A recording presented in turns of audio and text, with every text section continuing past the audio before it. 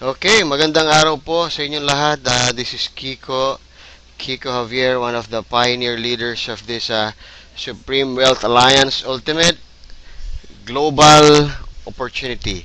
Okay, ang pag-uusapan po natin is paano ba ako gagawa ng account or magsa-sign up at paano ako mag-upgrade or saan ako magbabayad. Okay, so those are the questions na gusto ko pong masagot ngayon during this short video. Okay, first, dapat po mayroong nag-invite sa atin.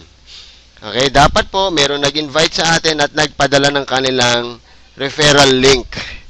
Okay, because hindi po tayo makakapasok sa join sa join in or the sign up button kung wala po nag-invite na tao. Okay? Pagka once po na itinype nyo lang yung supremewealthalliance.com sa inyong website o sa inyong address box, pag inopen nyo po yan, nakalagay access denied. Okay?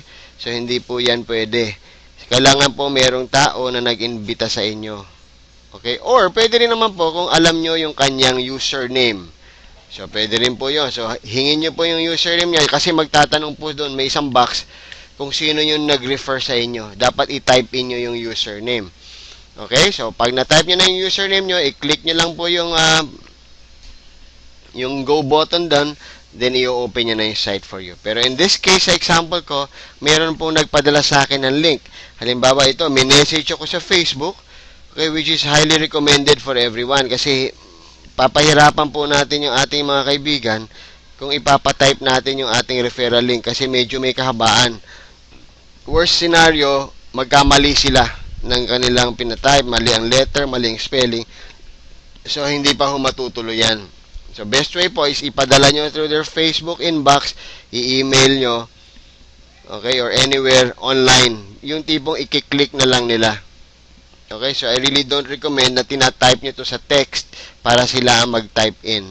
So, hingin nyo na lang po yung kanilang email address or yung Facebook account nila, then i-type nyo para i-click lang nila. Okay, that easy. Ngayon, i-click ko na po, interested ako mag-join. How do I do that? What's the first step? Saan ako magbabayad? Yun po yung mga gusto nating sagutin. Nag-open na po yung website ko. Okay, this is the Supreme Wealth Alliance website of Francis Javier. So, make sure po that the name ng nag-iimbita sa'yo ay mag-a-appear dito sa page na to. No? So, halimbawa, iniimbita ako ni Francis Javier, pero ang lumabas po dito ay Juan de la Cruz, Pedro Penduko, Pepe Smith. No, magtataka ako, teka, akala ko ba si Francis Javier yung nag-i-invite sa akin, yung referrer ko. Pero bakit si Pepe Smith, etc.? There's something wrong. So, go back to that person who invited you. Sabi mo, bro, Pepe Smith yung lumalabas. Ikaw rin ba to? Okay. Ask po muna before we proceed. Bakit? Baka ho may problema somewhere at hindi po kayo ma-affiliate doon sa tao mismo nag-invite sa inyo pag ibang pangalan po dyan. Okay? Then after that, you just scroll down. Of course, you are encouraged and we recommend that you read on. But we would like to assume na alam nyo na po. Kaya nga po, on the very first place, the topic is gusto mo na mag-join at paano magbabayad, no? So, I would like to assume na alam mo na to. But, of course, if you want to scroll it, everything is okay. Nandiyan po yan, may presentation tayo. You click this, madadownload po sa inyong PC yan. It's a PDF presentation kung gusto nyo pong matutunan pa. Okay, then you go down at the bottom of the page, ano po, sign up.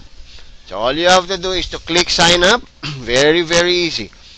Okay, pag-click ng sign up, ayan na. Ito na yung tanong mo. Paano ako magbabayad? Saan? Okay, ito na po. Sinagot na po dito. Choose payment option. Ano-ano ba yung mga payment options? Ito pong Alert Pay, Liberty Reserve, mga instant verification po ito. Naka-tie up po ang system natin with Alert Pay.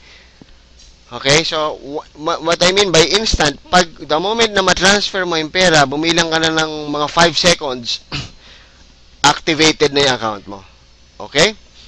Instant po yan. Ngayon, kung wala kang Alert Pay, wala kang Liberty Reserve, let's go to the other options. Hindi po ito instant. So, what do we mean by hindi instant? Meaning, kailangan i-validate at i-verify ng ating admin kung totoo nga na nakapagbayad ka by looking at the records. Usually po yan, mga 24 hours lead time, turnaround time para po ma-activate, para ma-verify at ma-validate nila na pumasok po talaga yung pera or nakapagbayad po tayo. Okay? So, we can actually use credit cards. Okay? All major credit cards, pwede po yan. I-click lang po yan. We can also use Western Union. We can also use HSBC bank deposits, dollar account. At dito po sa Pilipinas, pwede po tayong Smart Money, Globe GCash. Okay? Union Bank deposits using our Ion. Or if you go to the bank, pwede rin. Pwede rin pong BPI Bank Deposits, Banco de Oro, LBC Express Remittance. Okay? Ito pong Smart Money, Globe GCash, at if you're using Union Bank Ion, pwede na pong gawin yan mismo on the spot habang nakaharap ka sa computer. No? Kasi ang paraan, ito po ay mga electronic pay processors, meaning pwede mong gawin dito lang po, using your cell phones for Smart Money and Globe GCash and using your online or your internet pagka Union Bank Ion. So, napakadali lang po niyan. All you have to do is to click that and you click submit. Ituturo na po sa inyo kung paano nyo itatransfer yung pera. Pero ang gagamitin ko po example, since para po dito sa ating video na to is example, we will be using Banco de Oro. Meaning, lalabas po tayo ng bahay. No? Let's say, wala po tayo ng mga Smart Money, GCash, Ion. Okay? So, lalabas tayo. Banco de Oro, napakarami pong branches dito sa Pilipinas, hanggang sa mga malls, pati Sunday at holidays, nandyan sila. Okay, click Banco de Oro and click Submit. Okay, so yan po yung unang lalabas. To join SWA, you first have to deposit 2,500 pesos. No? Yun po yung naka-fix natin for the peso value. 2,500. So, you first have to deposit. Kailangan po mag-deposit muna bago tayo ma-activate. Okay? Not the other way around. So, ang gagawin nyo po, kunin nyo po ito, kopyahin nyo po itong information na to. Okay? Isulat po sa papel or i-type sa cellphone or i-send nyo sa cellphone nyo. Pagkatapos po na mailista at maisulat, lumabas na ng bahay. Okay? I-close na po ulit natin yung computer because we have to deposit that amount first. Okay, so i-close natin ang browser. Okay, close. Turn off. Okay, nagpunta sa Banco de Oro, nag-deposit, kinuha ang transaction slip. May bibigay pong resibo sa inyo. Please make sure kunin nyo po yon. Okay, dahil kailangan natin yung reference. Bumalik sa bahay, sa harap ng PC, in-open, chinek ang Facebook. Okay, okay, di na-check yung Facebook. Bumalik doon sa address. Okay, ito na lang. Binalikan natin yung message. Click ko po ulit ito. Ayun. Lumabas na ulit yung pangalan. Bumaba ulit ako. Just repeat the same process. Yung una nyo pong ginawa. Yung unang-unang ginawa nyo. Alright. Sign up. Choose payment option. Second time around. Parehas po na ginawa nyo nung una. Pero this time, tapos na kayong mag-deposit. Okay?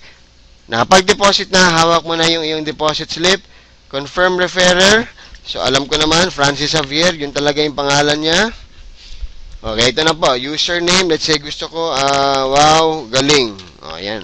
Halimbawa lang po, yan po ang gusto kong username.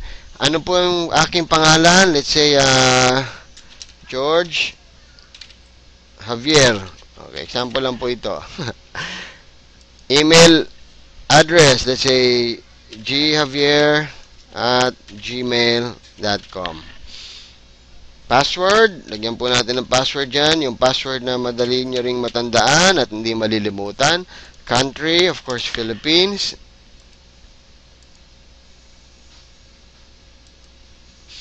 Amount paid, nagpadala po ako ng 2,500. Payment date, ngayong araw, April 20, 2012. Transaction reference. Ito po, makikita nyo po ito dun sa inyong deposit slip, yung binigay sa inyo ng Banco de Oro. It's a series of letters and numbers. Parang ganyan po. Hindi ko alam kung gaano kahaba, pero makikita nyo po yun kasi it's a bunch, no? Makikita nyo letters, numbers, magkakasama na hindi mo alam kung para saan. Yun. That's actually the reference number, no? Wag po yung 1220, yung 04-20-2012. Baka makita nyo yun. Date po yun. So, obviously, hindi yun. Yung isang bunch of numbers and letters na hindi mo maintindihan kung ano ibig sabihin, yun po yung transaction reference. Okay, so ang gagawin lang po natin is to click submit. Thank you for submitting your payment details. Your payment will be verified in a while. In 24 hours po, yun po yung ating turnaround time. And you will receive a notification email from us. Okay?